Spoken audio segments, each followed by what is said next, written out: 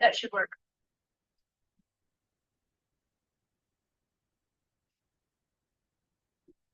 Aha. Susie? Yeah. Got her mic on. I think we got a picture. All right, those of you online, we do have the first half of the meeting recorded, so we'll get that posted online for those of you who missed that, and then we'll proceed with the meeting now. Sorry about that. Okay, well, the first half was fairly innocuous and consisted of page 1. So.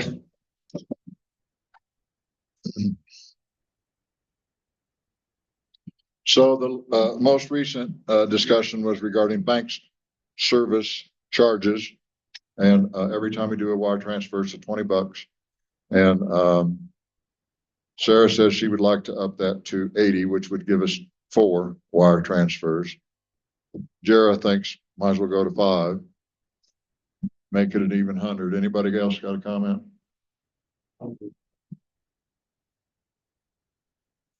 Okay. You okay with that, Ramon? Going to 1? I'm fine.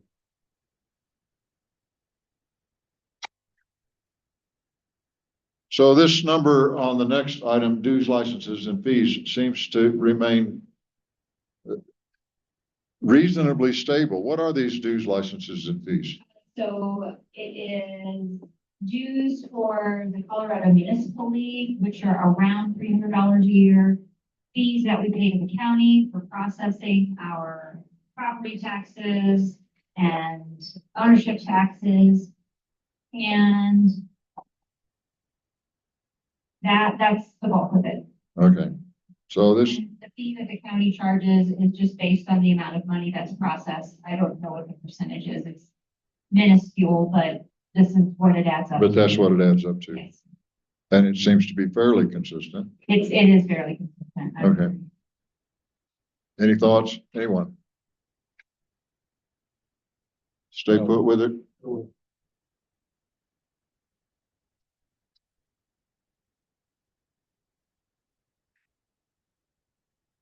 Election expenses. Yes, so this is one that I would like to chat about. We do have an election coming up, and given the current environment in town and various relationships that I'm involved in town, I think that it would be a good idea for the board to consider bringing on a consultant. Otherwise, 100% of the election responsibilities fall on me and me alone. And this just seems like a year when there needs to be somebody else involved. So I have reached out to 2 consultants. I did receive a proposal from one. Do you mind just passing it down? There's another who's going to send a proposal. And so this decision obviously is not going to be made tonight, but I wanted to give you what I had. And my suggestion is to increase the election budget to, at minimum, $8,500. That would allow the town to bring on a consultant and then also still pay the normal election expenses.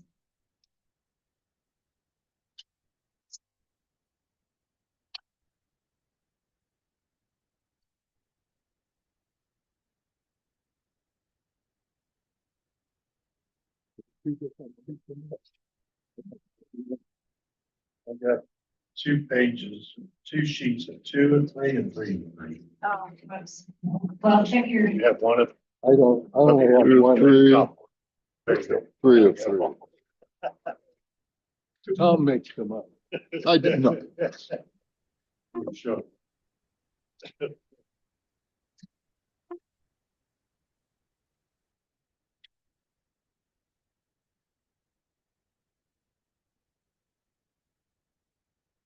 So price 2 option on page 3 is I'm appointed as DEO. That's $7,000. right, that's the designated election official.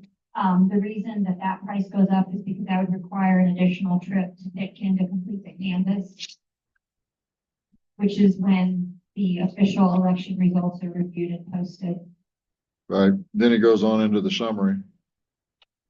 I strongly encourage figure this out. You're gonna spend a lot of money doing this. Basically. Yes, so when I spoke, with Ms. Egbert, I just filled her in on the recent happenings in Pitkin. I let her know that we had a mayor resign. We were unable to appoint a mayor from amongst the trustees. There were not others from the community who put their names in to be mayor. And so that's what brought us to, pardon me, to needing an election. And then when I shared with her that one of the individuals who plans to run for mayor is a relative, she kind of understood the situation here. I said that it has the potential to be a contentious election, and with me being in the role of the DEO without another party involved, that just frankly, it's not something I'm interested in doing. Is really what it comes down to. So your information so far brings you to the consensus. This is looking like, what did you say, 8,500? At least, yeah. If I'm not sure what the other person's proposal is going to look like, in terms of how involved she is willing to be with the consulting process and what her fees are. But based on Ms. Expert's fees, I would say the 6,000 bulk fee would provide an additional party privy to the election every step of the way. She would be doing the judge training, and would be involved in reviewing all the paperwork and reviewing everything that came in for the election. And then on top of that, the town would still be paying for ballots, paying the judges, food.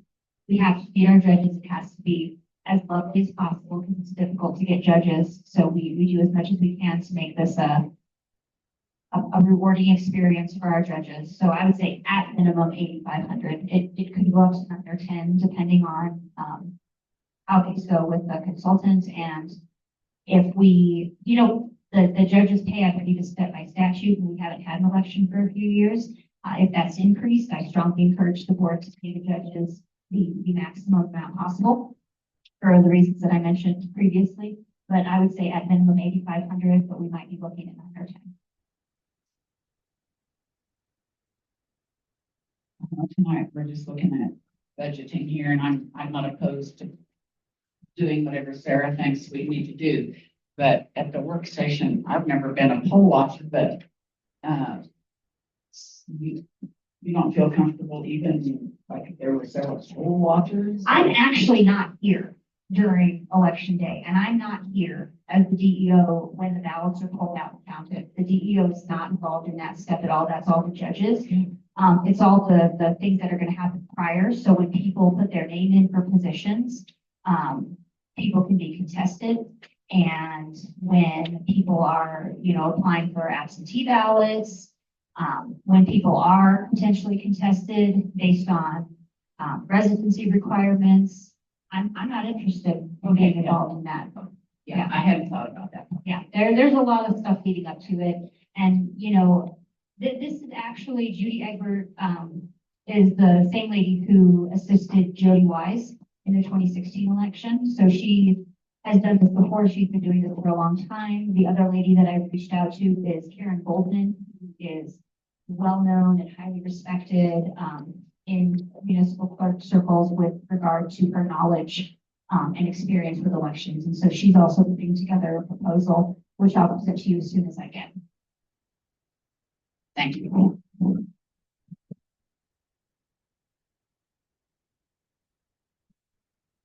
So just for the sake of estimating, I went ahead and just put in 9,000 under the election. And just so you all know, the updated numbers here will be presented to you with everything through the end of October at the November meeting. So you'll have those updated numbers to review prior to the November meeting. And at that time, if the board wishes, any numbers that have changed or any numbers that the board has thoughts or comments on, we can do that again at the November meeting, or we can hold another work session, whatever the board prefers.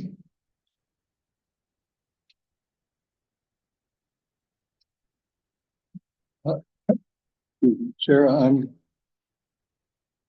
I'm not a fast reader, but um,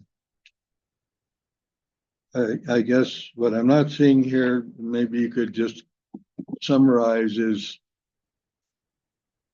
you know, I guess more of who this person is, her experiences, and um, you know, 'cause the whole thing is at this point kind of a huge unknown to me. In terms of just her background. Yeah, I mean, why did you contact her, or what? Sure. Well, one of the reasons that I mean, I had her name because she was served as the consultant to the town of Pitkin in 2016 when Jody was the clerk. And I also reached out on the clerk's list, listserv, and asked for names of individuals who do consulting for elections. And I got her name and then the other lady's name. And so, that's where I got her name. She has done this for multiple other municipalities. She regularly runs special district elections. Both of the ladies who will be presenting proposals have extensive experience with municipal elections. And where is she located? Ooh, I don't know where she's located. I just, you know, the reason I ask that is, you know, if she's very far away, how much time is she actually going to spend in Pitkin? I believe it says in there that she would be here for judge training, which would be, she would do that in person. She would be here on election day, and Oh. that would be the only. On page Yeah, Yeah. I see it now. And if she's serving as the DEO, she'd be here for the canvass, which happens maybe 10 days after the election. If I'm serving as the DEO, I can get the canvass. We should not need a consultant for that aspect of the election. In my opinion, it's just leading up to the election and on election day, when I believe that the town and the townspeople and I would benefit from having somebody else here. Part of the reason I asked, you know, I'm not as concerned about who the person is, but you know, how things are going to be handled. And also, I think everybody should keep in mind that at this point, we don't know for sure, but my guess at this point is that we are going to have 2 elections. Correct. It's the second one being in August to elect a trustee. Because if we are the same 4 people on the board, with one of us being mayor instead of trustee, you know, there's really no difference now and after one of the 2 people is elected mayor. So, you know, we're not talking, you know, if you're thinking $8,000 is a rough figure for one election, we're really talking 16,000 in all likelihood. That is Unless something else changes. Distinct possibility. Does the board want me to increase the election number for now with the, in anticipation of a second election?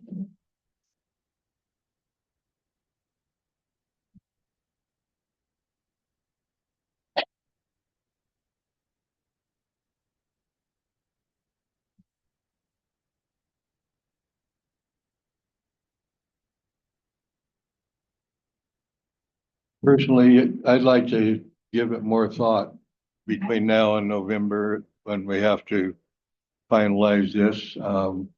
I'll spend some time to read through this and think about it, but I think, you know, realistically, at this point, I think that we should plan on 2 elections. And if we don't have to hold 2, that'd be great, and then the money won't be spent.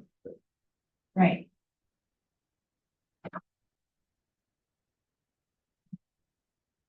Go ahead. Another question I have is, I believe April was proposed as the election date primarily based on Sarah's schedule. If we went with a different, with an EO, could that election date be moved up to possibly February or maybe March? No, I actually spoke with Judy about that and Karen as well. When possible, you really ought to allow yourself 120 days to prepare for the election. There's a timeline of when things need to be done and how much time everybody gets to do each thing. When we have to send out overseas ballots, when we have to start taking absentee ballot requests and all that. And then there's blackout dates surrounding the presidential election. So potentially, if we use a consultant, maybe we could move it up a month. But that's only if they're willing to handle election business over the winter holiday, which most people are not. And so when I spoke to them about that, I did say, when I requested proposals, this is the tentative date that we have scheduled. And they both said, why? That's really far out. And so I told them, I said, but if the board agrees to bring on a consultant and we could push this date up, I believe the board would appreciate that. But once we talked about blackout dates and responsibilities, they both came to the conclusion that April is probably a reasonable time to do it. I can still ask if the board wants me to go back and say, well, if we hire you, what is the earliest we could get this election done? I'm happy to ask that, but that was discussed at length with both of these ladies. So bottom line, going back, you were recommending $8,000 for the budget. So that would Alright, be based per on month. this proposal plus just the cost of the election. Like if I was Yeah, to just do right. it would be between 1,500 and $2,000. Okay, But that's primarily because typically my hours are covered by the normal clerk's fee. And then, just what I know that we spend on ballots, on food, on judges and various things like that. well, I'm gonna that's the absolute minimum. make a suggestion and then other board members, trust me, I'm not locked in on any number on this. It's kind of a wild guess. But I'm gonna suggest right now, put in $16,000. And that will at least show us what the totals are gonna be coming to and whatnot at that point. And then at November, maybe we can have further discussion or time to think about it and adjust that one way or the other. I would agree and then hope we don't have to spend that much. Me too.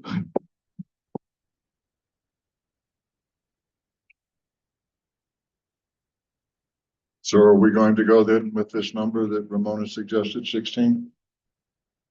I suggest so. Okay. I will put a circle on that.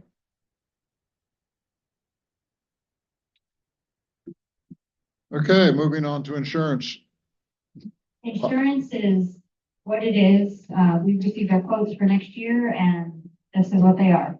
We got the quotes and this is what they are. This is what they are. Actually, I think our property and casualty decreased. Yes. So, good job. Okay, And the other insurance is our VAMP. That's our volunteer accident medical plan. And that's what we use to insure all of our commissioners and volunteers. is everybody willing to stay put on this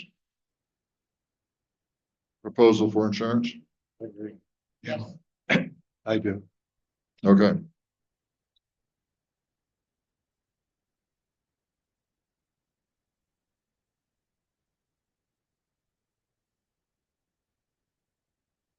So I guess my question is, who does the office supplies covers? Is this just our town clerk office supplies? They're not, yeah, primarily, yes. So this would be for things like paper, toner, which goes up to town hall, stamps for letters, envelopes. It's really just the most basic office supplies. I would even buy pens for the town, the town uses my pens. Batteries, things like that, go under office supplies. You can see there's a line for phone, and then the third line is for other.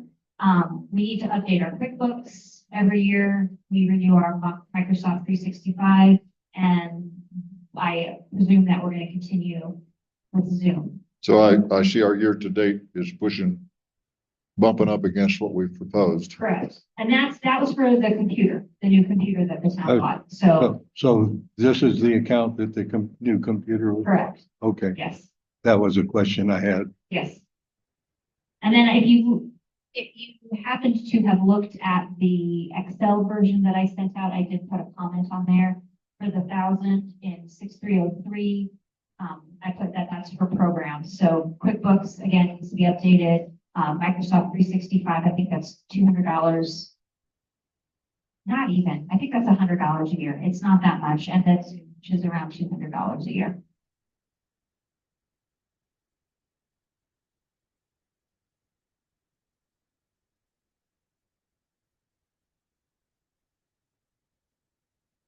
Are we good with it? I am. Okay, we will stay with the $2,200 proposed.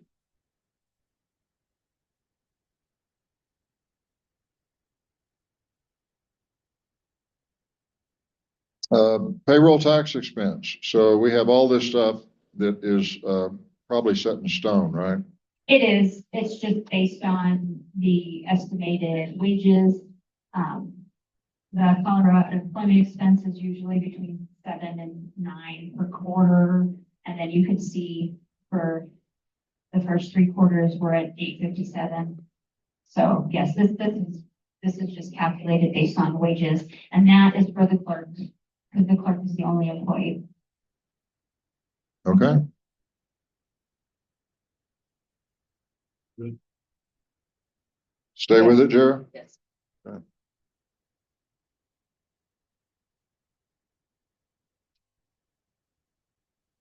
Okay, so we have a history of renting various things. This falls under Public Works. And I guess the 2 items we see here are the noxious weed that we have the intergovernmental agreement, IGA, with Gunnison County, and that saves us having to do it ourselves. And then we also have porta potties. Correct. And those have been running,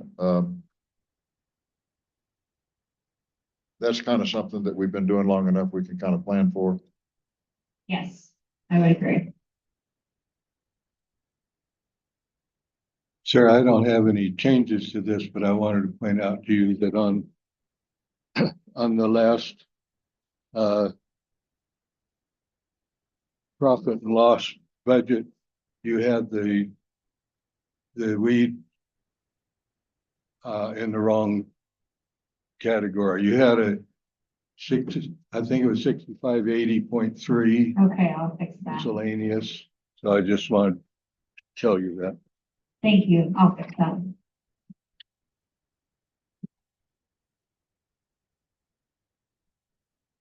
So has the noxious weed mitigation, has that price for that gone up? No, we actually last year had identified some additional places, and I'm not sure they hit them this year. So this 353 is what they're currently doing. And it seems like actually for the past few years, we've been asking them to come out and hit some extra places. And I don't know if they're just not charging us or if they're not doing it. But that's not something I have followed up on, but I kept it at 500 because there seem to be places where those daisy things, where those are, that they are not finding. So I don't know if they are unaware that it's on town property or what the issue is there. Yeah. Okay, so we're within a couple $100 on our porta potties across the last 3 years anyway. So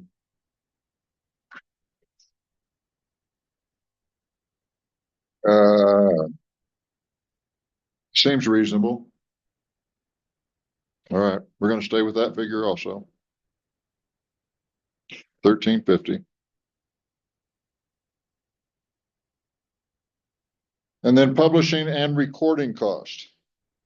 We have to publish for, Publish ordinances, we have to publish for the budget. Those are the two primary things. Yes,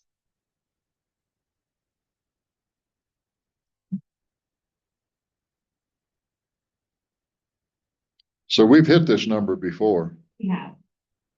Yes, some years the town generates a lot of ordinances, and those are the years when we'll be a little closer to that number.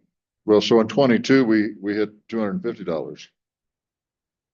And then, this 175 seems to be the norm since then, kind of, sort of, maybe. Year to date, we have not done this.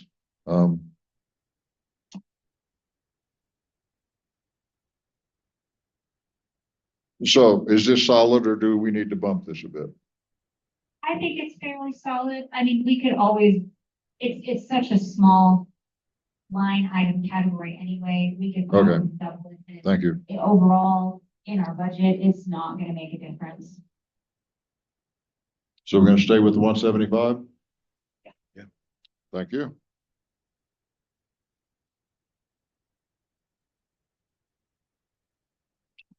All right, we're moving on down to the wages category. And,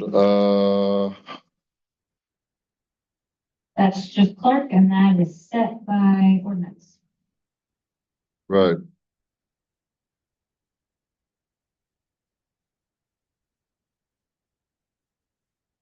Okay, we have a couple other categories underneath the wages category. That one, that one's going to be what it is. But we have zoning expenses, environmental health, mayor manager meeting expenses, volunteer banquet expense. What's the NEU? Those are funds that we received during COVID. The town is actually going to end up returning those because they could only be spent on a very specific number of Right. things. And none of it applied. I have looked and looked, tried to make application. Broadband infrastructure is one thing, but we are not making headway on that, and we are not ready to spend money on infrastructure. Payments for workers that were put in, I mean, so really, if I had needed to be paid more to work out of my kitchen during COVID, it could have gone toward that, if that was not appropriate. So I think right now the town has about $17,000, and what's gonna happen is we're just gonna give it back. Because we're not doing anything with it, we don't have anything we can do with it, We can't unless, apply it to medical equipment, oxygen, or things at the fire station or anything like that. no, that was not one of the approved uses. for those Okay. funds. All right. Well, I am going to comment on environmental health. And you've proposed $50. And maybe that covers a couple of copier drums and a couple of reams of paper. I don't know what that stuff costs.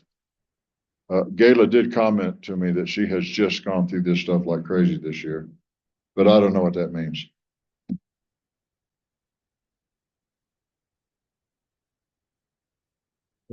Would that come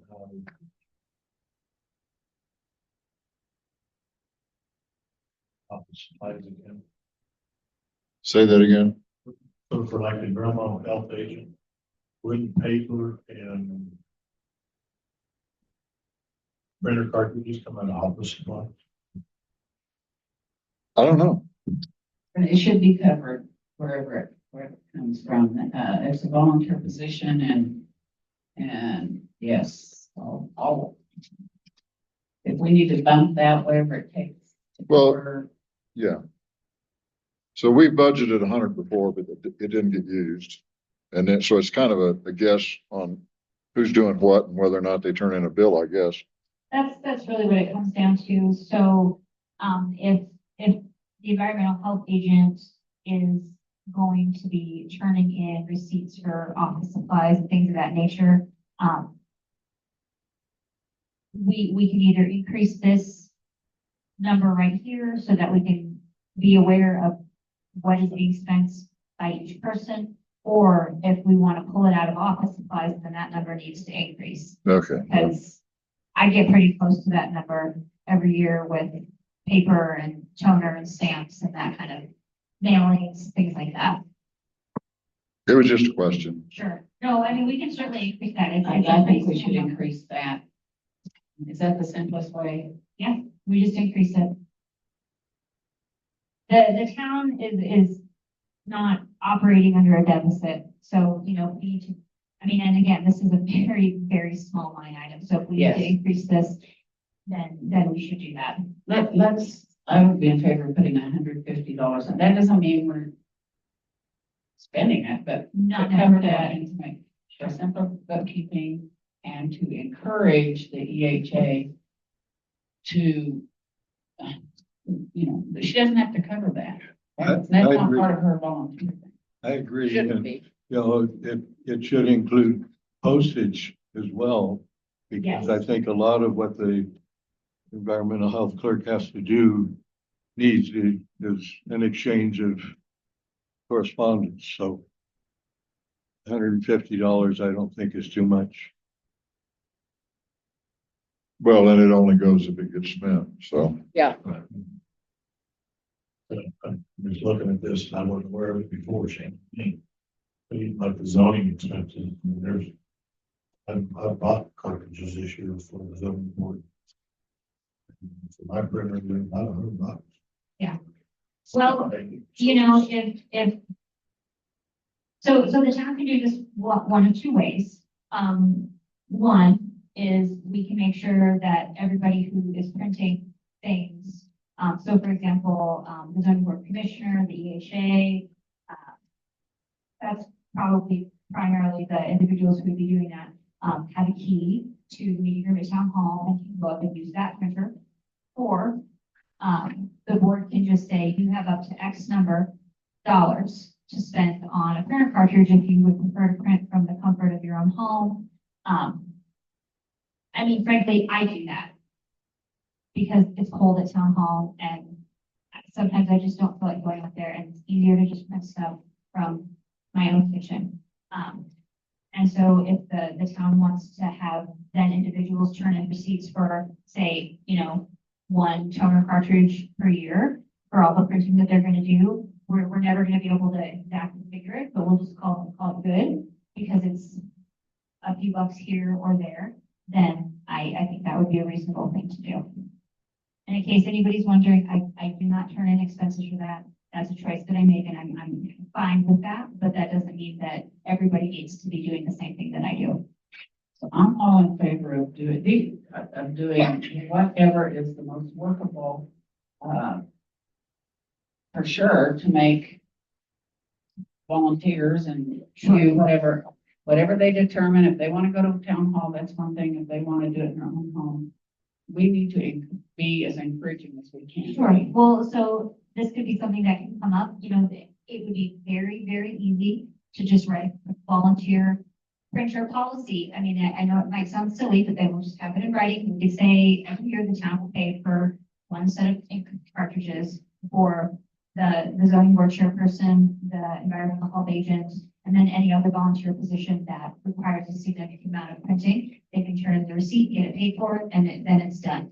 I think that's easy. I think it's clean, and I think everybody's happy if the town was to do something of that nature. Whatever is the easiest, the most workable and encouraging, I think, to volunteers. Well, so as we look across, you know, previous years, we find money allocated that was never spent at all, ever. I would say just leave it like it is and come up with some alternate in case. Oh, the other thing that came up is this transfer of title thing. And if we go that way, it will change postage and print time. Yes, it would. So I say we just leave this alone and stay with it. I What do you would think? that to 150 to be the same as the zoning board. I'd be in favor of that environmental health on the 50. Okay.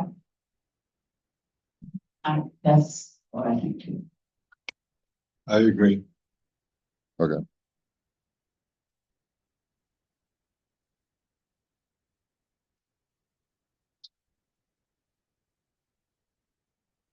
Unallocated expenses.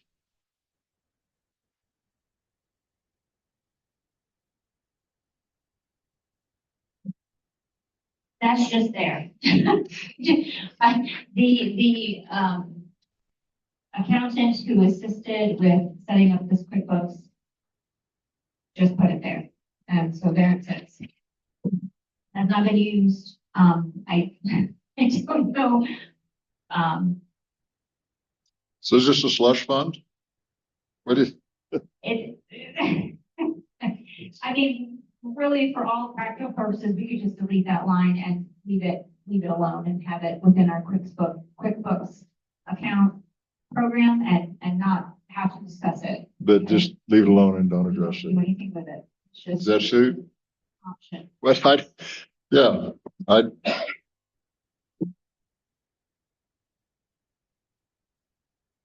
So is that, and is that an arbitrary number or what is that? Which one? That unallocated expense? Oh, sorry, the total expense unallocated? Yeah. I was looking at the line above that. No, that's the total number of expenses that are not allocated by fund. So they're not streets, they're not parks and rec. I'm sorry, I completely answered that question incorrectly. No, it's not a slush fund. it's not a slush fund. Okay. Expenses are parks and rec, sanitary, capital, streets, and CTF, I think. Everything we have commissioners and boards for. Capital improvements, yeah, those are allocated.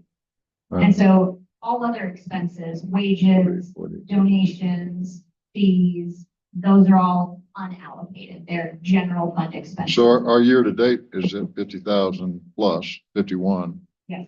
And that will probably go up a little bit. It will go up some, but historically, we have always been in the black at the end of the year. Okay. Since I've started as clerk, we have never been in the red. And prior to that, I don't believe either. I think the town is pretty conservative with its budgeting, and generally, most people do a pretty good job of just sticking with the budget.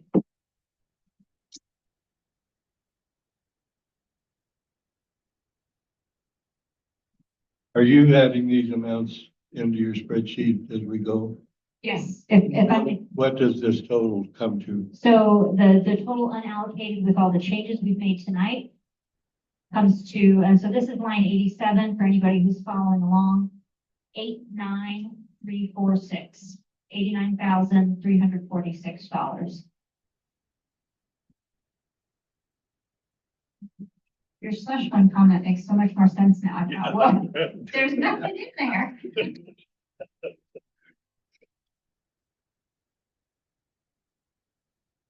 That's a big slush. Thank you. fund. So it would appear that this is a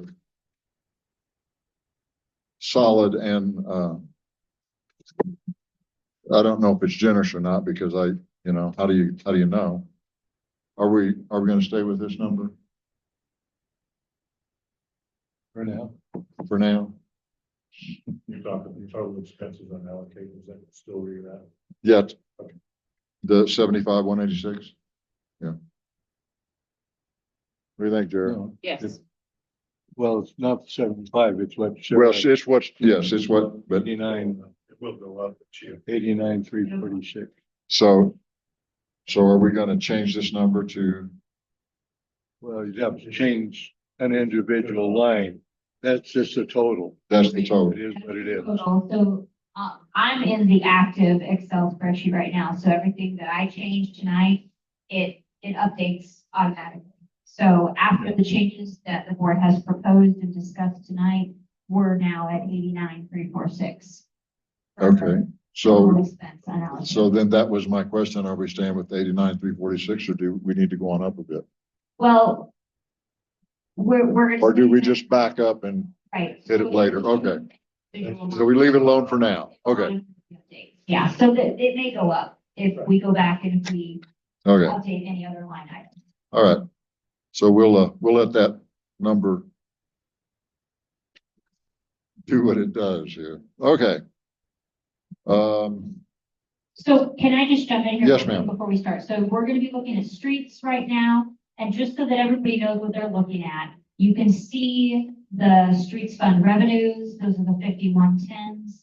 That's the streets fund expenses, those are the 5160s. And then down below, under 2024 year to date, you see a number that's highlighted in green.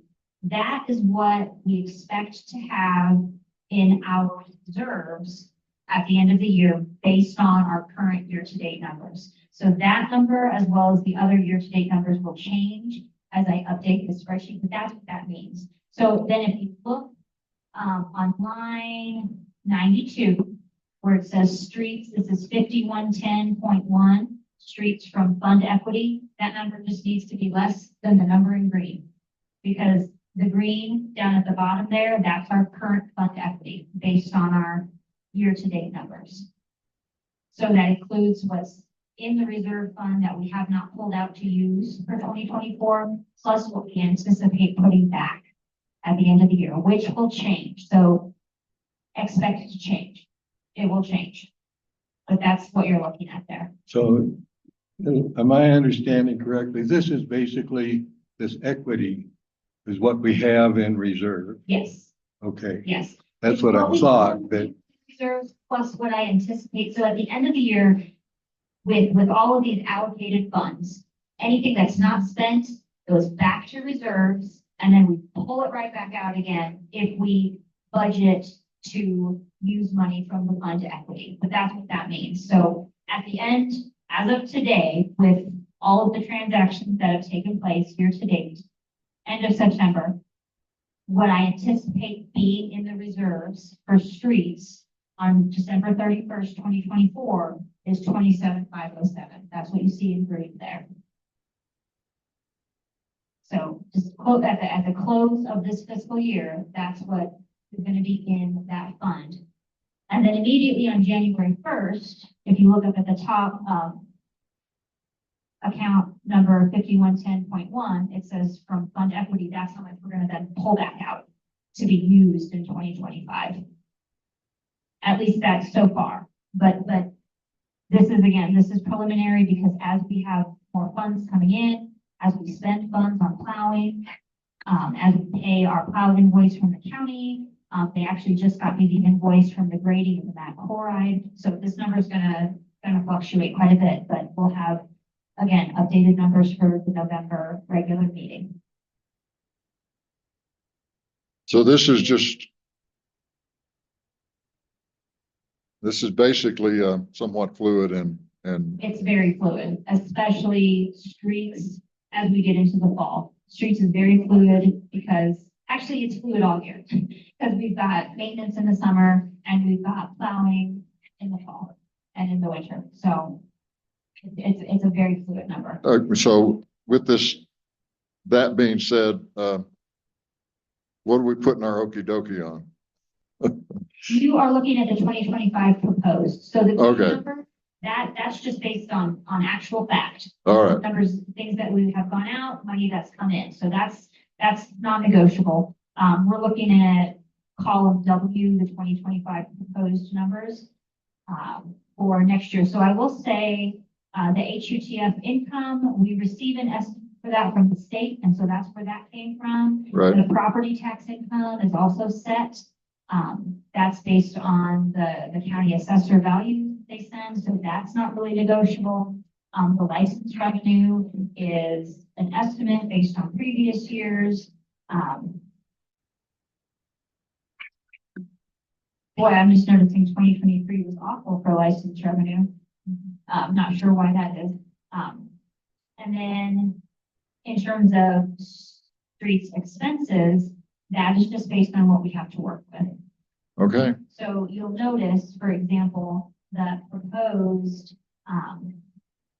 maintenance expenses is less than 2024. That's just based on the current numbers that we have to work with. We're not going to be getting that much more money in to be able to spend that much. Right. And rather than decrease plowing, which is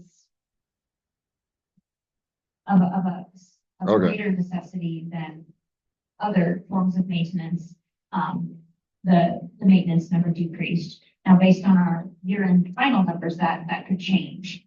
But for now, and then, at this point, we don't have a street commissioner. All right. So maintenance we're receiving is just what managed to get arranged to work on. Okay. One question, though, street and maintenance expenses. When this proposed was $10,000 less than what was proposed last year. 2024, Which one? streets maintenance expenses. Oh, 160, not one. Yep. Um, 2023 was proposed was significantly higher. But what you're saying, Sarah, is we can't bump that 15,000 up. Not at this time. I mean, we could probably increase it slightly. I would recommend waiting at least until we get another month of numbers in here so we can see what's going to be going into reserves. It looks like Pete has a comment. Somebody, do you want to take public comment? Yes, it will be. Probably about streets, if I had to guess. Okay. You guys happy with waiting another month? Yeah. Okay. Public comment. Who's got their hand up? Pete, go ahead, Pete.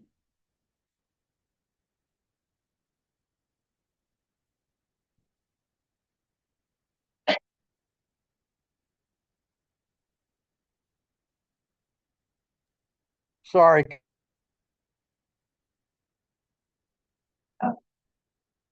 Is this still? Try one more time, Pete. We heard you for a second. I think it's working.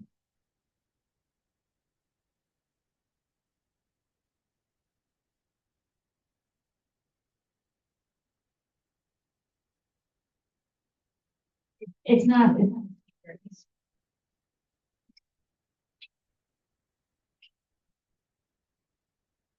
So did he have anything to say or we? Here he goes. Well, Okay.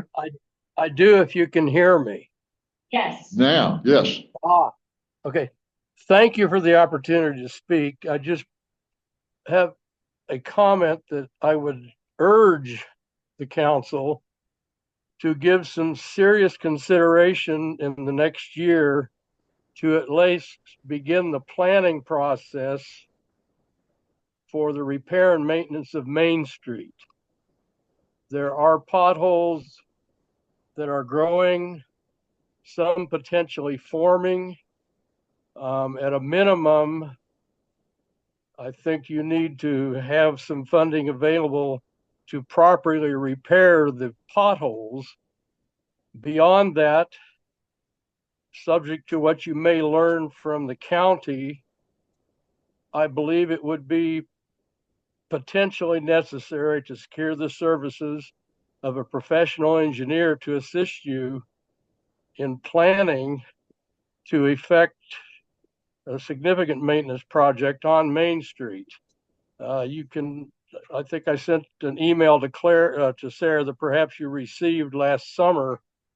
There are problems with the edges of Main Street. There are potholes existing and forming. And I think to not be proactive about Main Street would be short-sighted. So I would urge you to put some funds in someplace. Now, it may be possible that from your significant reserves, you would be able to make some sort of a transfer when needed. I'm not sure about the technicalities of that, but I do think some provisions need to be made, at least in the next year, for beginning to pursue a possible major project on Main Street. I don't think it's important. I don't think it's necessary that it be repaved per se, but certainly a prime and seal or something of that nature. So that is my comment, and I appreciate the opportunity and trust your good judgment. Thank you, Pete. Did you ever make any progress on those coal packs? No.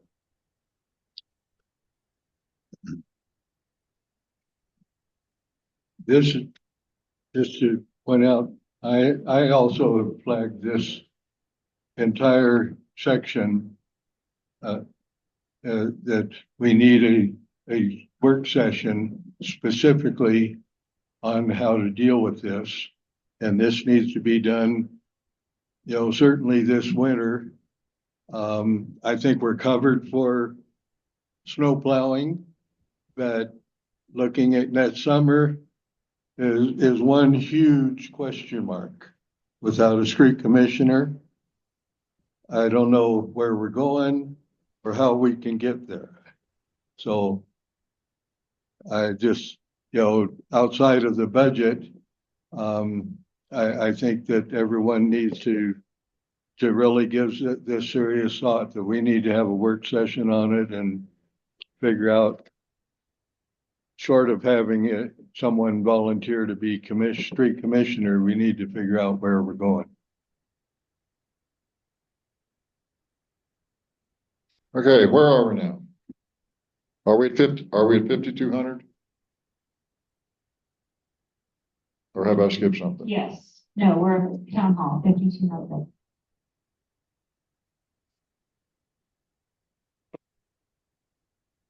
So year to date, we're at 10,000.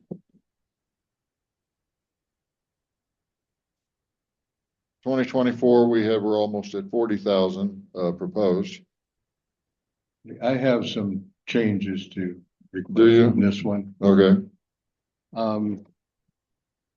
First of all, on 5210-1, which had an amount in it the past couple of years, which is basically dependent on the grant match for repair of the town hall. I want to add that back in, but I guess nobody knows but me and the state is I did extend the grant funding through the next year. And so my plans, and I've talked with Phil about this, is to get that work done this coming spring before summer, and Phil and everybody else is just too busy. That as soon as the weather permits, I think Phil will be ready to start on that, and everything else I'm trying to get in place. so that's the stocks and foundation. Yeah. So what I'm suggesting is continue the same amount on 5210-1 from 2024, which is $4,026. And the same on down under expenses on 260.1 will be $35,766. That's the grant money. All right, so then I'm also gonna add into 5210.6 other income, the amount of the grant, which is 28,824. So that'll, Right, I forgot that.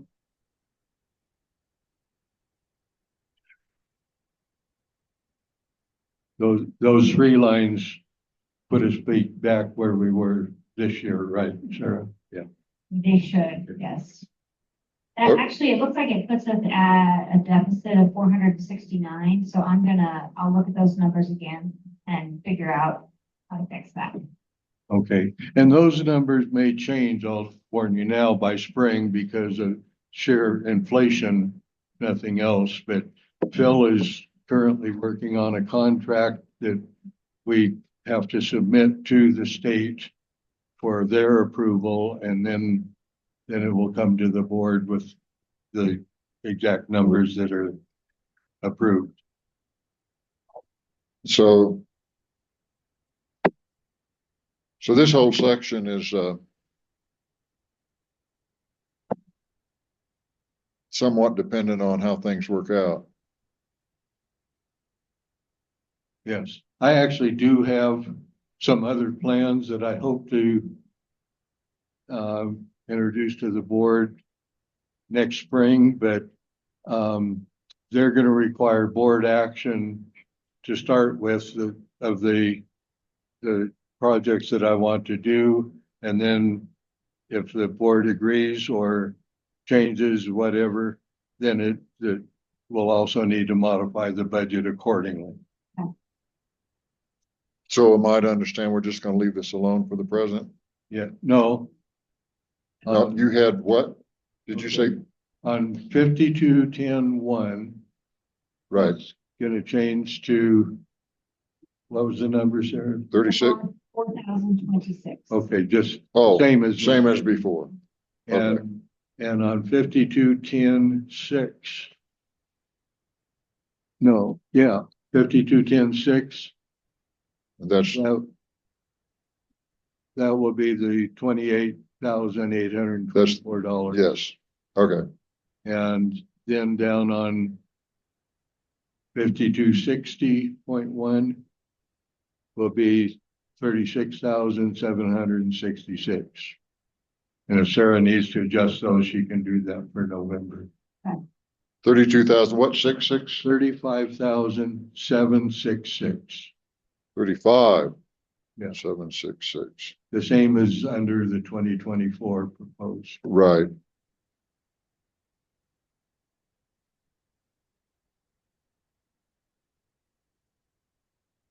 Well, thank you, Ramon. Any other discussion on these numbers?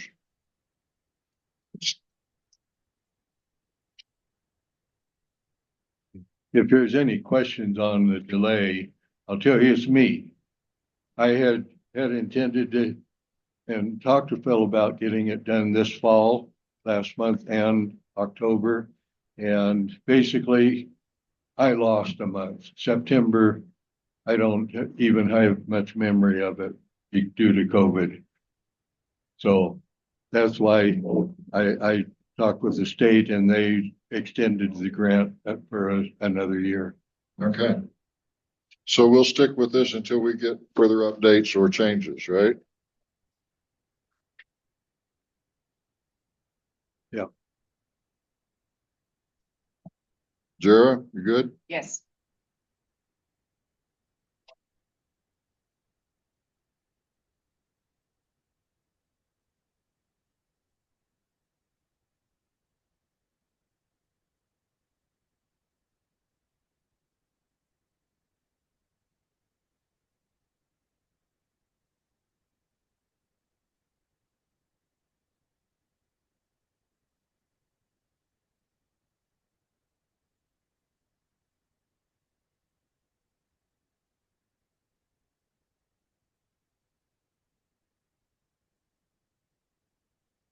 So are we moving on then to Parks and Recs? Yes.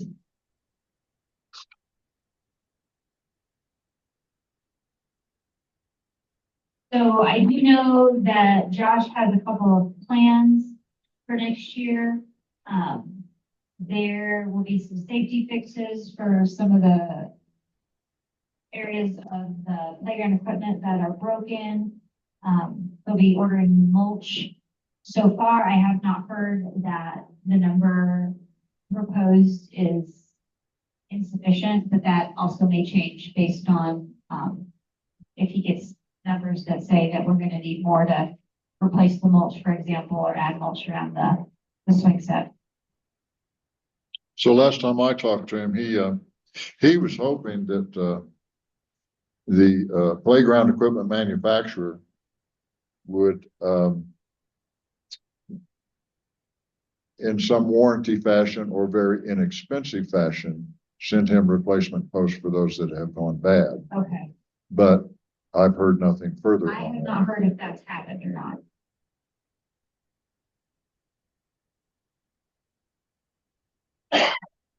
So at this point, so I'm looking at year to date, 4,721. And then proposed for next year is 2,500. Correct. And we actually have spent money, I think $650. He hired somebody to come out from Golden, perhaps it was, to come and inspect, like an actual playground inspector to come and look at the playground. And that's where the plan for repair is coming from. Okay. They're playground experts, that's what they do. And he's been handling all that behind the scenes, and he's gonna be asking for some volunteers to fix a few things next warm season.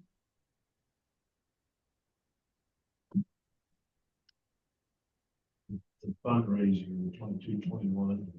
Yes, I don't recall what that came from. that was from the fish fry, from the silver plume, yes. So that's not something we expect. Correct. No, that was a windfall that the town was grateful to receive from the silver plume. All right then. Are we gonna stick with this $2,500 number for the proposed 25 budget? I did reach out to Josh and I sent him this number and I said, let me know if it needs to change. So It- if it does, it should be prepared by November with what he's anticipating. Okay, so he'll have us something by November.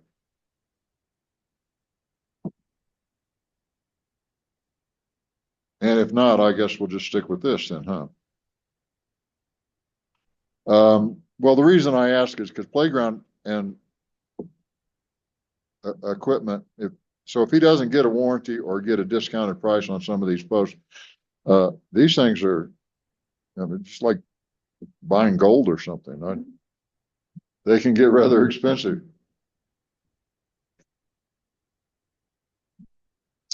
Okay, Parks and Rec. Maintenance, new equipment, fundraiser expenses, Parks and Rec expenses, others, and,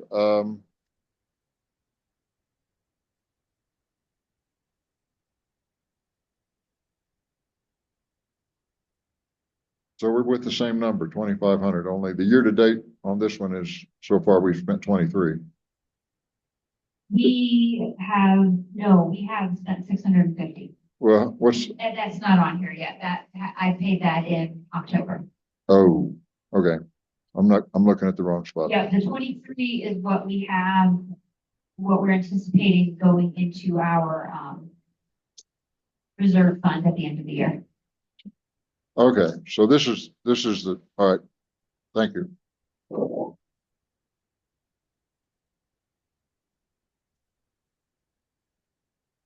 Oh, you know what? Okay, I see where the mistake is. I made a mistake.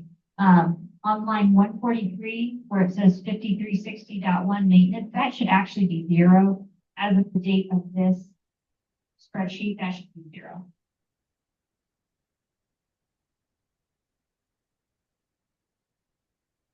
Okay, say that one more time. That should actually be what? 0. We have not spent 2,500. Well, good. For Parks and Rec expenses, as of the date of this, it was 0, so that should be 0.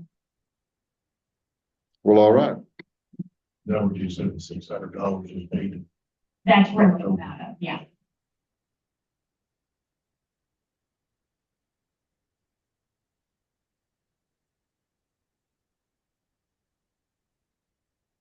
So are we all happy with the direction this is going here on the Parks and Rec expenses? And It'll be more information from Josh. yeah, we're gonna need some more.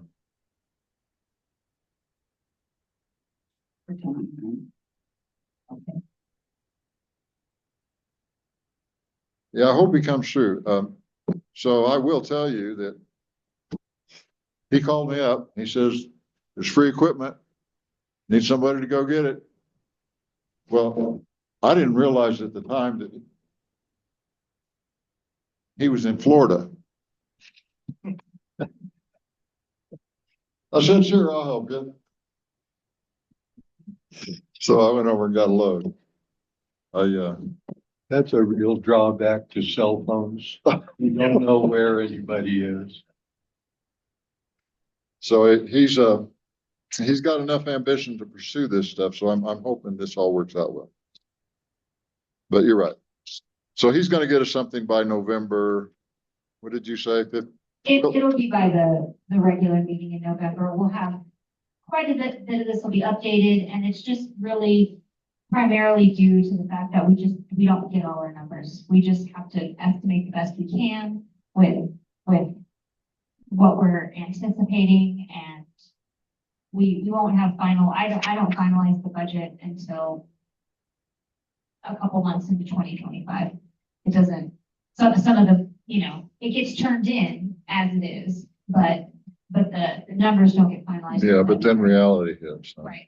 Okay. Well, moving on down then to the 5400, the cemetery. How are things up at the cemetery? Quiet. Quiet. I don't keep up with the cemetery much. We've done very well selling those plots, many plots. And I had a resurgence and the plaque, who was it on the committee that came up with that idea? Ross Miller's, I think. And wonderful. That was a wonderful idea. That is, has been very productive. So I think things are good. I would say generally the cemetery board is very self-sufficient. They give us their numbers, they sell plaques and plots, and the town has had the privilege of generally being somewhat hands-off because the cemetery can handle their business. And that's been very nice. Okay, Lots of volunteers again. well, and I appreciate that. So down here, total item 5410 fund cemetery revenue, we go across, it says 4,000. What is that number? Is that The, reserves or is that, no, that's the anticipated revenue in 2025. So that's what we expect them to produce? those are the numbers from this year that I just transferred over. I'm not sure Okay. what the cemetery is anticipating. If the board has different numbers, we. can No, I'm input those, thrilled. but I was just curious. close to those numbers. If you look back, 2022 actual, they were at 35. 2023, they were at 44. So they kind of hover around $4,000. So we like this number. So we're gonna stick with this, Jared. That's good. We do, we're old in that cemetery, on that cemetery. We're all old. And except for thank God for Rachel. She's stepping up and learning what the wonderful work that Lois has done. And, but yeah, we need to stay on top of this because we do anticipate, needing some fencing done and we have a couple of, well, the fencing is the biggest major thing, but we're doing some signage also. So it Look at us, please. so it looks like your cemetery plan here is a fairly balanced budget. What you think's coming in is what you're planning on spending on maintenance and upkeep and so forth. Well, all that volunteer work, that's where it is. But there is going to be some expense with the fencing. Yeah. We thought we would have had that done. Was it 2 years ago? We thought we were gonna get it done.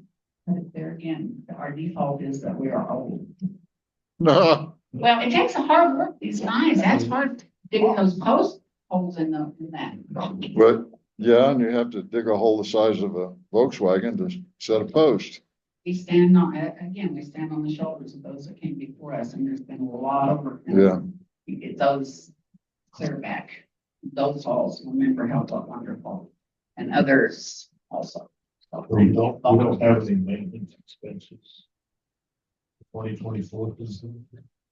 There was a $60 bill that came in, but that was in October. So that's why it's not reflected yet. So everybody happy with this? Yes. Gonna stick with this number. Hope the cemetery board continues to perform as admirably in the future as they have the last, what? You've been doing a pretty good job for the last couple of years. Yeah, we've had the same, and well, Rachel agreed to come on, which was huge, because we don't want to lose everything that especially Lois and James, especially Lois, his stuff is all on the computer, and Rachel was learning the ropes. Because I think we're all almost 80 that are on the, so our next home might be up there. And, but yeah, I think we're in good hands, but it's strictly because of all the volunteers and the wonderful people for, since 1879, I guess, or whatever that was.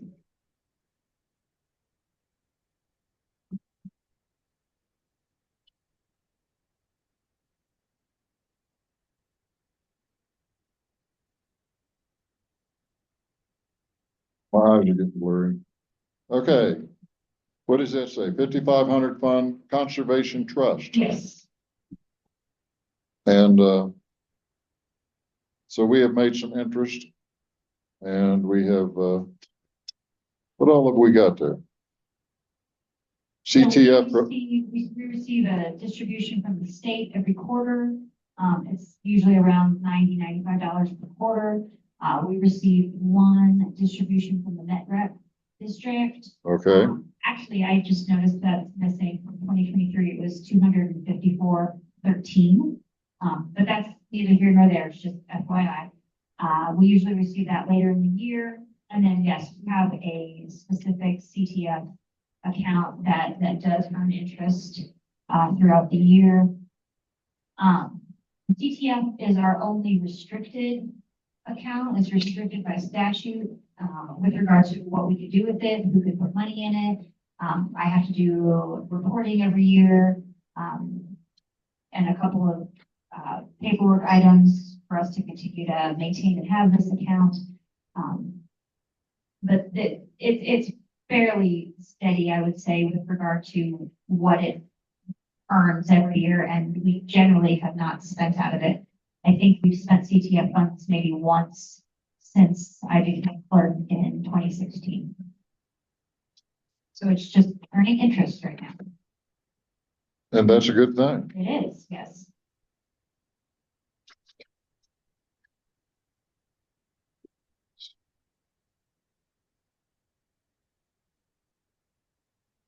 So your total proposed for 2025 for all of these CTF revenues is 1,500? Correct.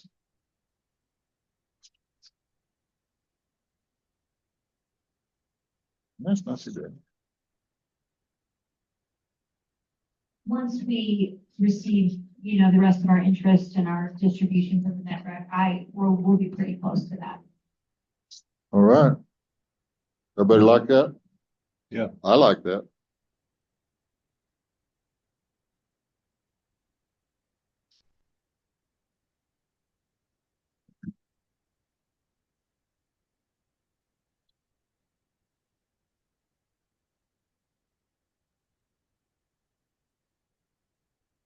So we don't have any numbers under our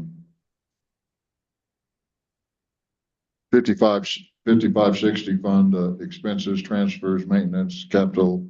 That's correct. We're not anticipating any expenditures out of CTF this year unless something major comes up for Parks and Rec that Mr. Ackerman can't cover with what's already in Parks and Rec. We can pull money from CTF and use it for recreation.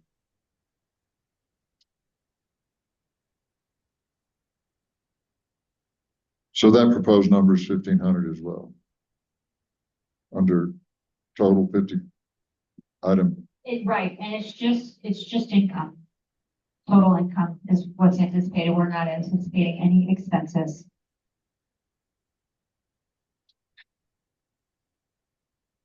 Okay, so this is going to sound, so your total for item, and I wish I could see, 5,500 is the same as the total for item 5510. Correct.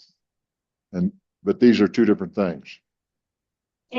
No, They're the same thing. It's the same. Okay. So if we had expenses, we would just want it to be below that 1,500 so that it would Right. either be Okay.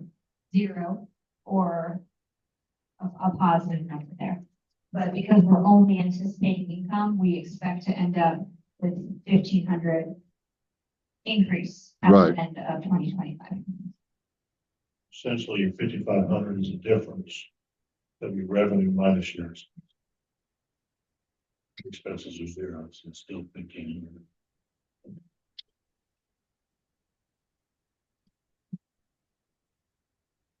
Okay, are we happy with that? Yes. Okay, thank you. Capital improvements. Capital improvements revenue. We have fund equity and general fund. And then we have other income. Right. And the only one that really shows up is from the general fund.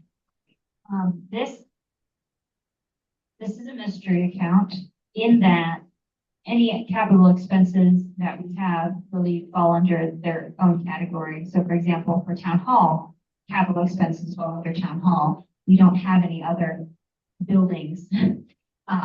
However, when I inherited this job and became clerk, we were moving $500 from the general fund to the capital fund every year. And I was instructed to continue doing that. So we are doing that in perpetuity until board directs otherwise. Well, that sounds like a plan. I think part of the reason why we continued is because nobody was sure if it was for something and didn't want to stop in case it was supposed to be for something. I would say, you know, this is not a restricted fund. It's allocated, but it's fluid, and the board could discuss and direct that this money be allocated elsewhere if it's so desired. Again, just because of the nature of capital improvements, they're typically tied to a building, and our building has its own account. So. Okay. So we'll stick with this number. Everybody happy with it? Yeah. Okay.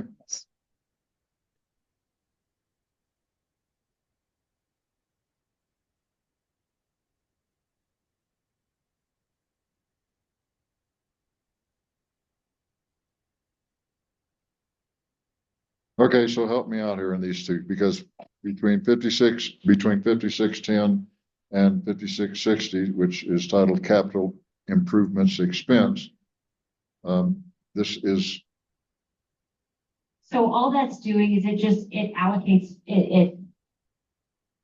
does it broaden the allows- scope it of allows the allocation? town to spend the 500. Right, okay, If it sees a need. okay, And I'm, you know, for example, I'm not sure where we would put this, but I do think that it would be reasonable if the board was to perhaps look into some different microphones, since these microphones are a struggle. I mean, they've gotten us through a couple of years, and I think they've done all right, but the town has the funds to improve the audio system for those in the audience and for those who are joining us online. So that could be potentially used for that. I'm honestly not sure if that would count as a capital expense, since it's, you know, fairly mobile and not, again, not really tied to a building, but, we could look into that. I'm happy to call Lola and see what advice they might have if the board would like me to do that. okay. Thank you. All right, 7010, interest earned. I like this part. We have several. We just moved, what did we just move to CSAFE? Well, okay, so. Never mind, it's No, okay. I remember it, the board voted on 50, and when I got to the bank, I couldn't remember, so I moved 55. So Okay, I apologize. We guys did not put us in the red. We are still more than fine. We actually need to make another wire transfer before the end of the year, but that's what was supposed to happen, and then that's what did happen. so this proposed, see, last year, or I mean, year to date on interest earned, we're at almost 18,000. And then on your proposed, we're at 16,000. So you've been conservative here. Yeah, I think we should probably increase at least 70-12, just because we've made that transfer, and I anticipate at least another transfer. I would guess probably at least 35. We do have some bigger bills that come in the fall. Primarily, we pay our previous winter's plow bill to the county, which will probably be around $8,000 to $10,000. We pay them for summer maintenance, which I believe I got that bill. It's over $8,000. So we've got some big bills that are coming out. We also pay our building inspector, we pay our trustees. So some things will be happening, but we are still quite a bit higher than we really need to be in our checking account. Our checking account does not earn interest. So whenever we can, I think it's important to move that over so that we can earn interest on that. So That's actually, I would say, a little too conservative. We could probably easily bump that up to 15,000, maybe more. Would the board be comfortable if I went ahead and changed that to 15,000 for now? Change which, The C safe. 7012, 7012, and that's on line 197. the 15,000? Yes.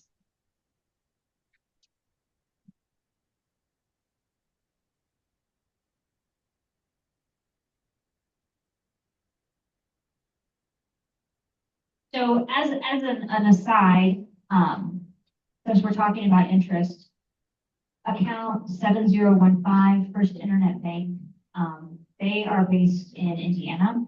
And I was looking for something else and I came across a statute that I need to reread, but I believe that in Colorado, we are supposed to, by statute, have all of our accounts in Colorado-based banks. So that CD matures in May, and much prior to May, I'm hoping by February or March, I will review that statute and provide a recommendation to the board. There's a chance we're going to be pulling that money out and then putting it into a CD or some other account that's based in Colorado.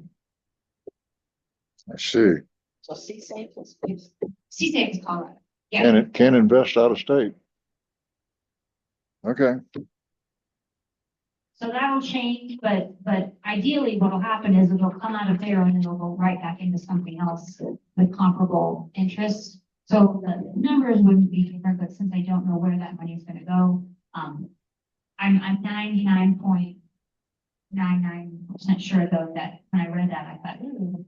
And so I'll go back and review that and run that by the attorney if it's unclear, but I believe that needs to be moved back to Colorado. Other than the interest, is there any cost or restrictions on withdrawals from C-Safe?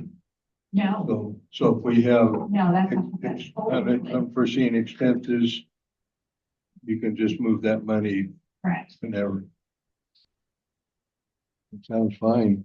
You know what the interest rate difference is between C-Safe and the First Internet Bank? I think it's pretty negligible. They were both pretty close to, I want to say 4.5. I can look into that. I don't think they're that different. And right, so I think I see what you're getting at here. I mean, we could, if we don't have a decision made, if we don't want to do another CD, we could put it in C-Safe. What I'll do is I'll just prepare some options for the board with the different types of accounts and what the board would be allowed to do with those funds, fees and things like that, anything that is involved there, so that the board has plenty of time to make a decision before we pull that money out. And hopefully we'll just be able to shift it from one place to another fairly easily. I don't have the balance sheet with me. Do you have an approximate number? How much do we have in C-Safe right now? A lot. Let me look really quickly here. 39.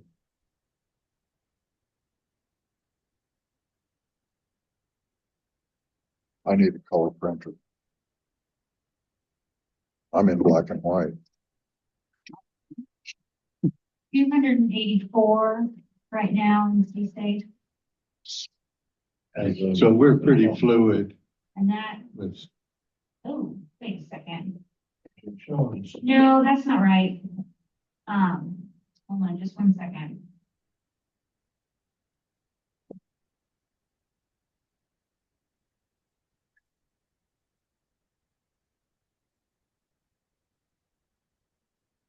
No, it should be like 330.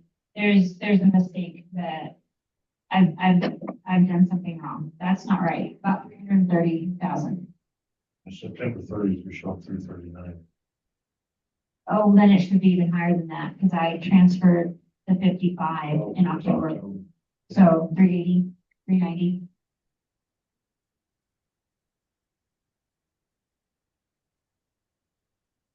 Well, all right.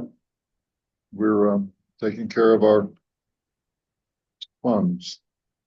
So I guess my question under the allocated and general expense and all that, these things bounce around. So we had a proposal of 111 and the year to date was 62. And then the actual in 2023 was 117. So what is general fund income allocated funds? So the allocated funds, that is the total of what we anticipate spending for the following funds. Okay, Streets, and I'm actually looking at that because it doesn't look right. I'm wondering if there's a mistake here. We anticipate spending more than that on streets.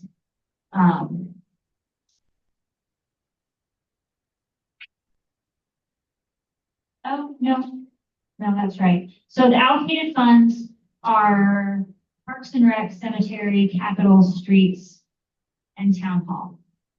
So all the expenses that we anticipate those 5 accounts are allocated.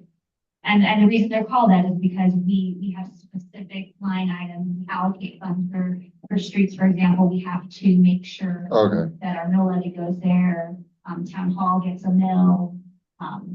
Streets gets some of the sales tax. So we have designated funds to track the expenses for those, and those are all allocated. Those are the funds that are referred to when we say allocated. And then when you look at all of the funds, that's just an overall view of everything coming in, everything going out. Except for CTF. CTF is its own completely separate restricted account. So nothing with general funds has to do with CTF. We don't transfer funds between general fund and CTF, nothing like that. So CTF is its own thing, and then everything else is together.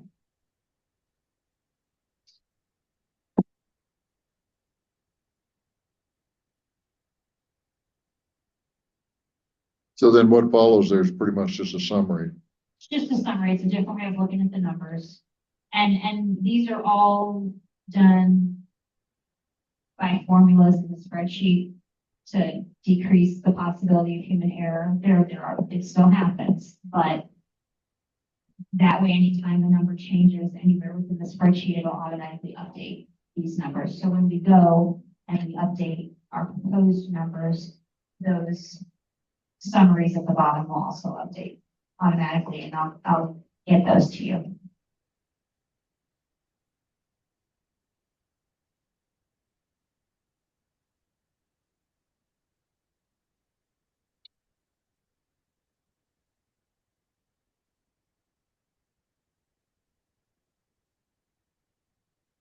Well, unless I'm mistaken, that completes round one. I would say so. So I have a few things that I'm going to be doing. I'll verify that the ownership tax comes from vehicle registrations. I'll take a look at statute with regard to how regularly the town needs to pay for a full audit, just by statute.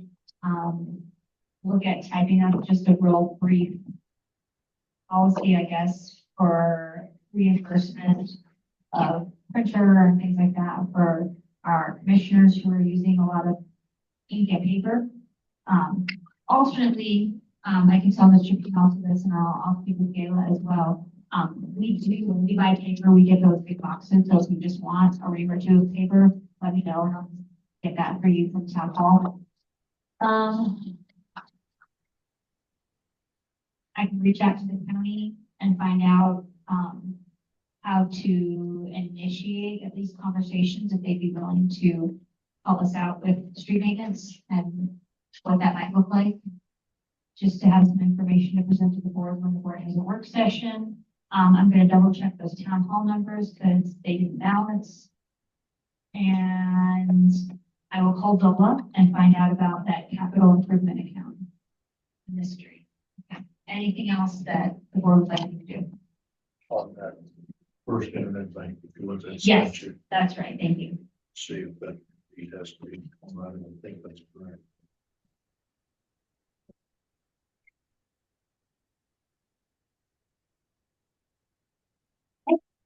So, when should we expect to have to meet again? I would not recommend meeting until at least after the November meeting, because that way the board will have seen all the numbers through the end of October. I will say we are going to have a special meeting to adopt the budget in December because our meeting falls after After. the date of Okay, when the adoption is due. I believe it's due the 15th. Let me just verify that.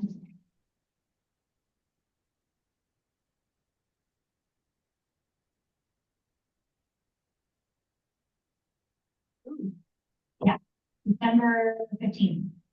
So that's the last day when we are able to certify the mill levy. And we do all of it at the same time. So prior to December 15th, we will need to have a special meeting, and it'll just be, we can just do budget stuff then.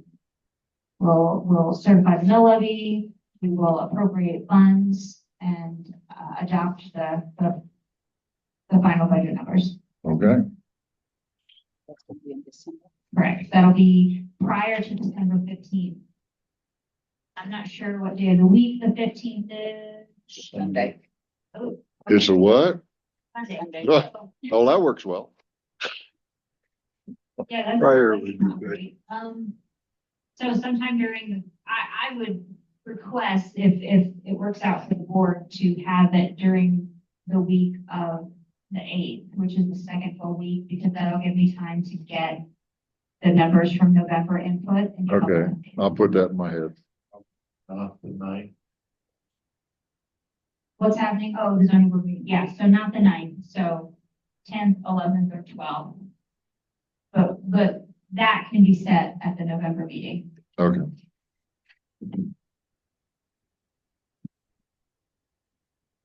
I'll be in Denver for a doctor appointment on the 10th.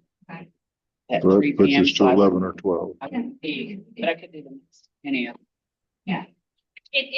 By this time, the board will have looked at the budget, the numbers will be approved. It's just the official.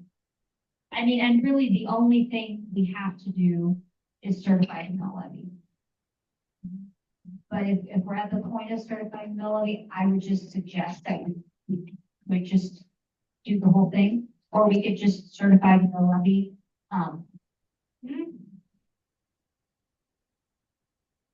Okay, well, sorry, I'm just gonna throw a wrench. So another option would be if the board wants to let me just certify the mill levy. And what that means is that I take the numbers that the county provides and I take our statutory limitations, which is provided by the state, and I do a calculation. And then I turn it in and I say, this is what we're doing. And the calculation equals out to however many mills we're allowed to assess based on the total amount of income that we're allowed to receive. And then I assess 1 mill for town hall and 1 mill for streets. So we can talk about this at the November meeting, but just you can put it in your mind.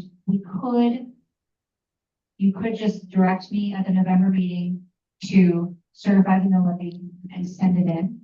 And then we can adopt the budget at the regular meeting. So that's another option. That might be easier than trying to hold a special meeting, but it's whatever the board prefers. That is fine with me. I think option A. All right, any other issues or we're good? Are we good, Sarah?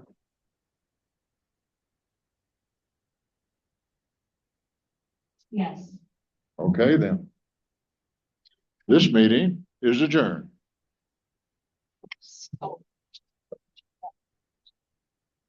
Thank you all. Thank you all very much.